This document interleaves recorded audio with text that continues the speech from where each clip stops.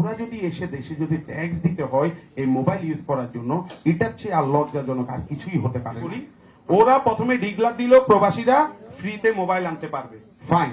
তাহলে ফ্রিতে মোবাইল আনার এটা সিস্টেমটা কি করছে দেখেন, ফ্রিতে মোবাইল আনার পর নিচে লিখে দিয়েছে 60 দিন পর রেজিস্ট্রেশন করতে হবে।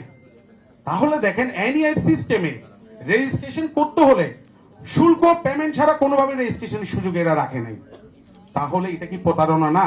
যে 60 দিন পর আমার যারা প্রবাসীরা আছে, আপনারা কম বেশি জানেন, যারা আমাদের প্রবাসী ভাইরা রক্ত ঘামে আমাদের দেশে রেমিটেন্স পাঠিয়ে আমাদের দেশকে সচল রাখে, ওরা কিন্তু দেখা যায় 4-5 বছর পরিবারের মুখ দেখে না। 4-5 বছর পর যখন আসে, এরা মিনিমাম 6টা মাস এই দেশে থাকে। তাহলে আমাদের একজন উপদেষ্টাও খুব দুঃখের সাথে বলছি যে প্রবাসীদেরকে বলছে 2 মাসের বেশি থাকার দরকার নাই। আসলে এই কথাগুলো কোনোভাবে যৌক্তিক না। 6 মাসের জন্য আমাদের প্রবাসীরা থাকবে।